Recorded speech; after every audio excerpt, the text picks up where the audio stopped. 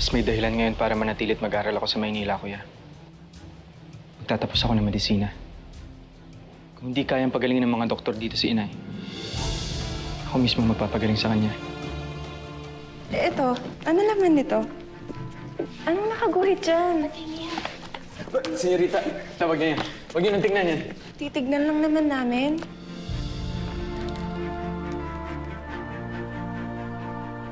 Ako ba to? Senyorita! Pangarap kong magkaroon ng isang masayang pamilya. Yung walang pangambang mamumuhay ako na mag-isa. Hindi ba't binili na kita na pagkatapos ng klase, diretso ka dito? Ala, sige, pumuni ka na sa iyong silid.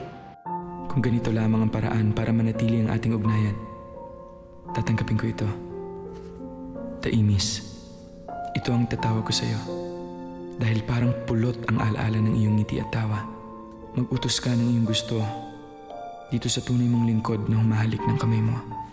Mananatili ka lang sandali sa Kalamba at pagkatapos ay babalik ka dito sa Maynila para sa biyahe mo. Biyahe papunta saan, kuya? Pupunta ka sa Europa para mag-aral. Matagal na nating plano to. Nagdadalawang isip ka pa ba? Hindi naman sa ganun, kuya, pero parang nabibilisan lang ako sa mga pangyayari. Ito ang tamang panahon. Matagal na tayo minamatsaga ng mga praile. Kapag hindi ka umalis ng Pilipinas ngayon, baka hindi ka na makaalis.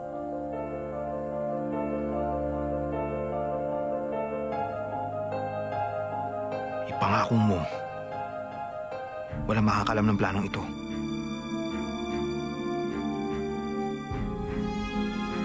Pangako.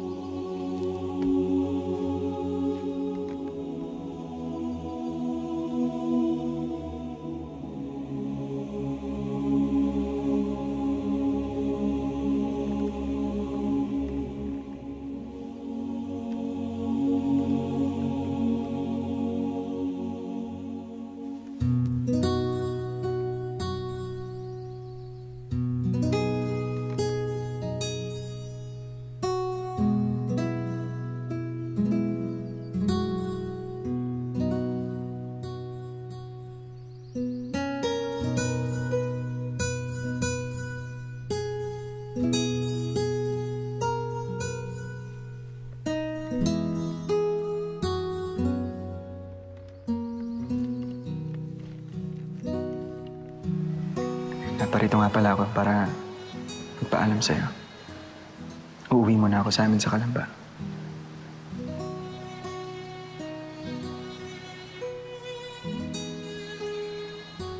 Kailan ka babalik? Hindi ko pa alam. Pero sinisigurado ko sa'yo na nagkikita pa rin tayo muli.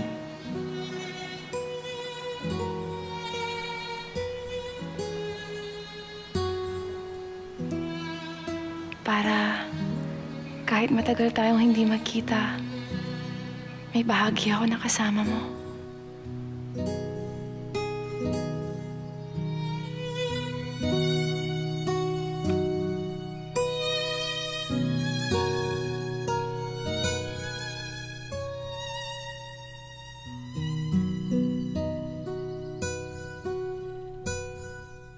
In nomine Patri, et Filii, et Spiritus Sancti.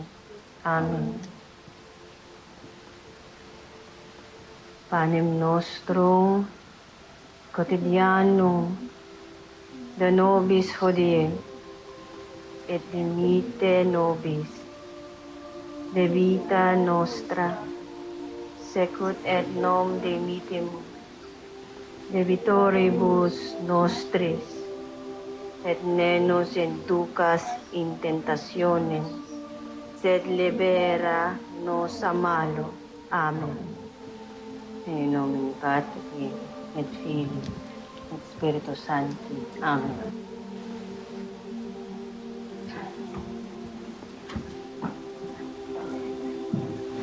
Salamat.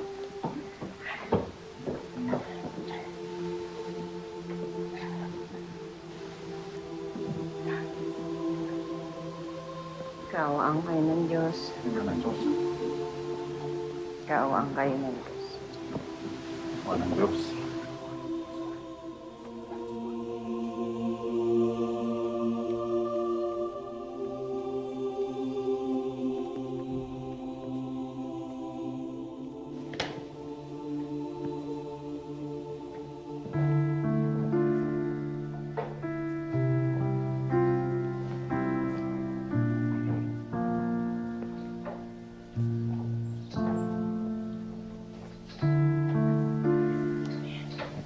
Masaya ako at nakabalik ka na dito sa Kalamba.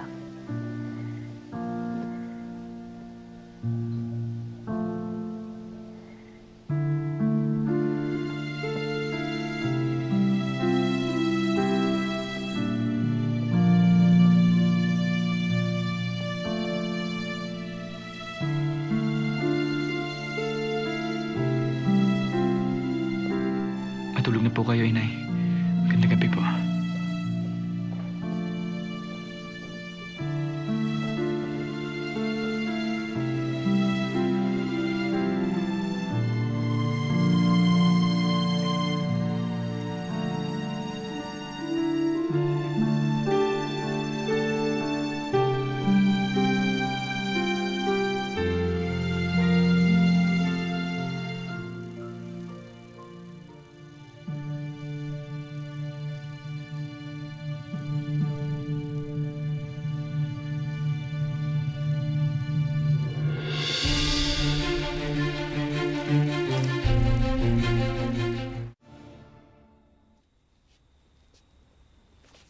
Pasok po.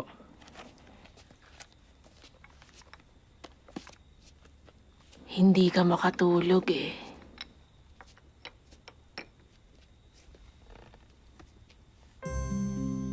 Kayo talaga, Chalina. Para pa ring bata ang turing niyo sa akin. Malaki ka na.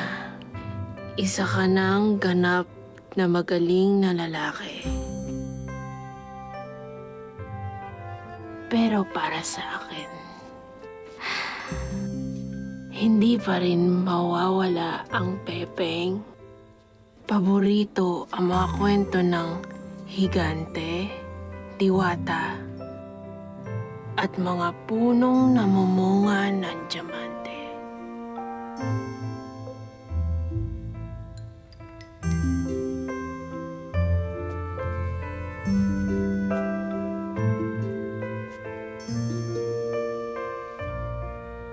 Chalina, kahit saan man ako mapunta, o kahit pareho pang pumuti ang mga buhok natin, mananatili po kayo sa puso ko. Pangako, Tirina.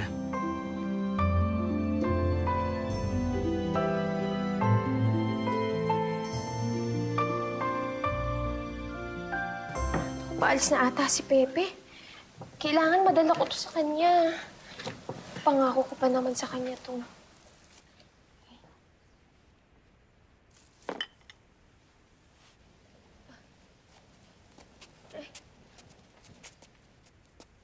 Nay.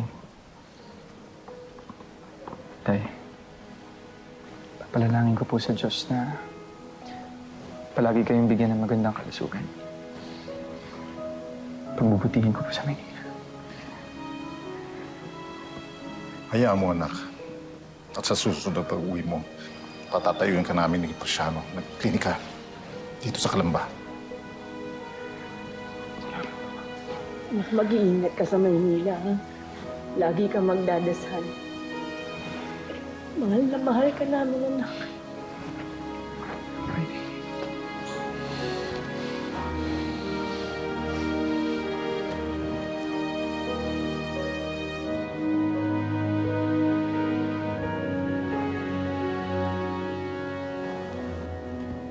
Pepe! Ang minatamis mong santol. Huwag mo kalimutang bigyan sina Tio Antonio at Leonor, ha? Makakarating sa kanila ito ng walang bawas. Sige po. Mauna na po kami. Makabutan pa kami ng dilim. Sige po.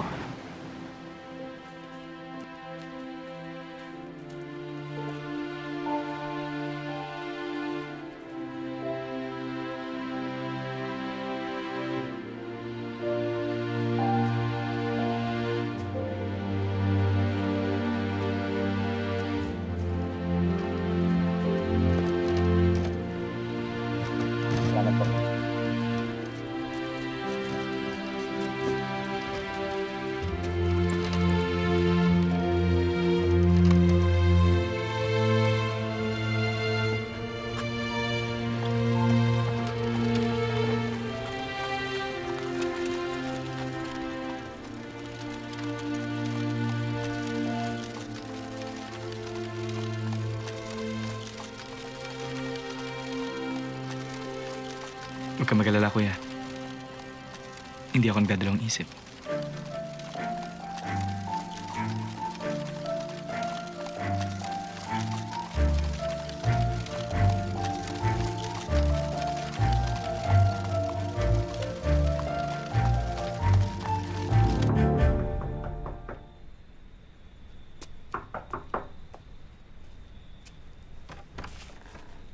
Bili kayo.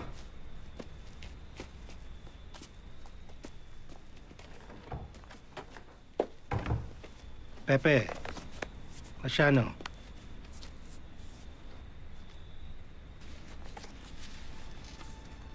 Magkubli ka muna sa pangalang Jose Mercado.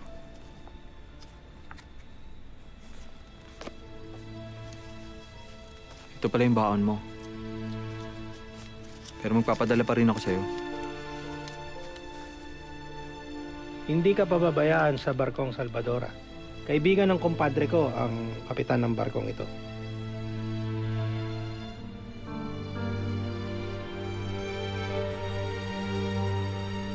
Mauna na kami, Tio Antonio. Kuya. Maaari mo bang ibigay ito kay nanay at tatay pag nasa laot na ako? Makakarating, Pepe.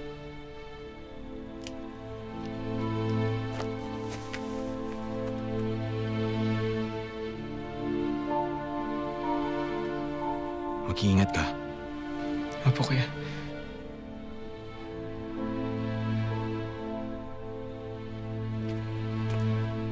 Maraming salamat. Salamat po. Tio, halika na po.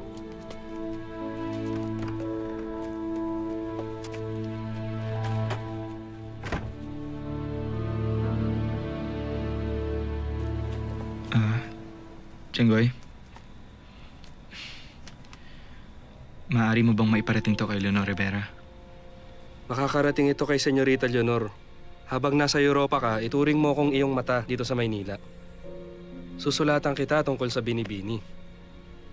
Maraming salamat.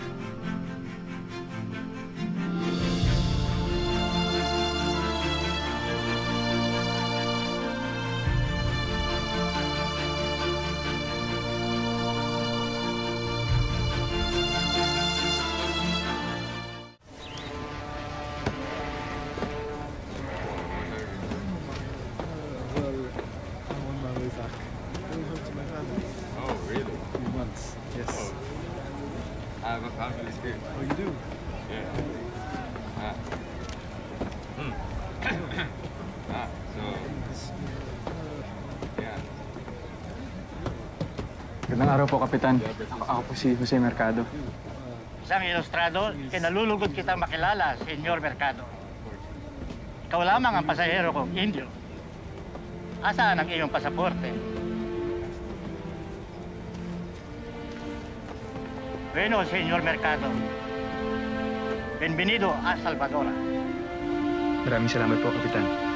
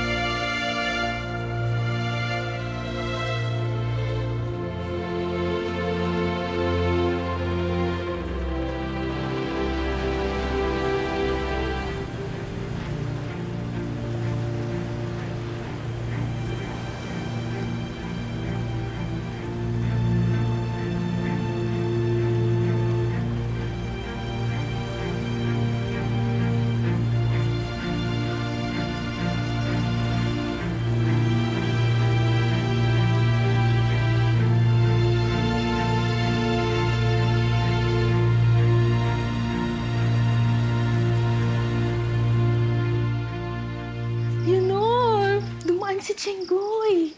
At ipinabibigay daw sa iyo to ni Pepe.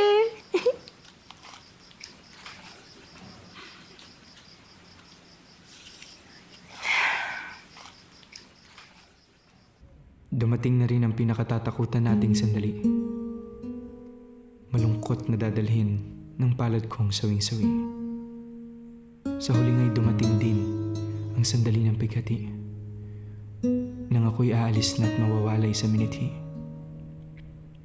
Paalam na, Leonor ko. Ako ngayon ay paalam. Ang puso kong umiibig ay sa'yo ko iiwan. Paalam na, Leonor ko. Dito ako'y mawawalay. Malungkot na paglayo at ang sakit ko'y walang hanggan.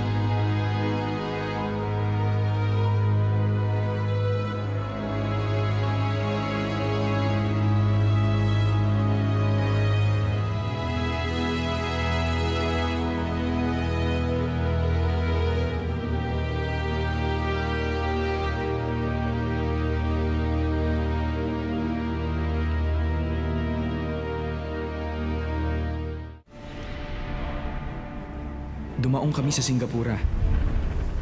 Sinalubong kami ng mga batang Malay na kapag naghagis ka ng barya ay sisisiri nila ito. Sa lungsod, napakalinis ng mga kalsada. Di hamak na naglalakihan ang kanilang mga gusali. Ibang-iba ito sa Pilipinas.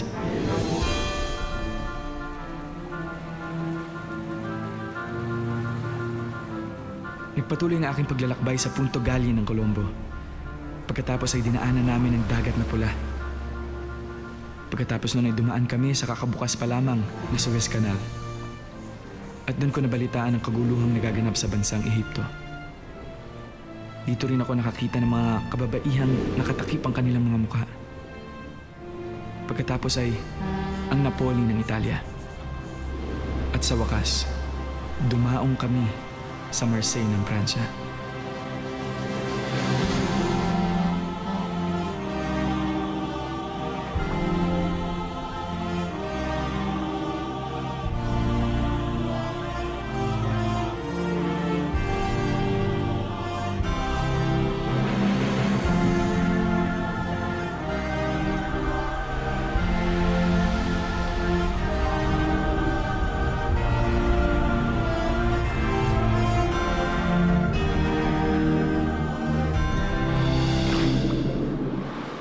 Taga-Kalamba, nakakarating dito sa Madrid.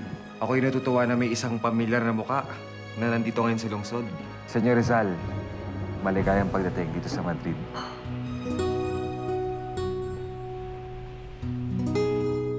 Oh, Pepe. Mahaba ang pila kung ibig mong ligawan si Suelo. Mga letra sa papel na isinulat, aking mga salong o pinapinukuhan, habang bumulusong sa kumunoy at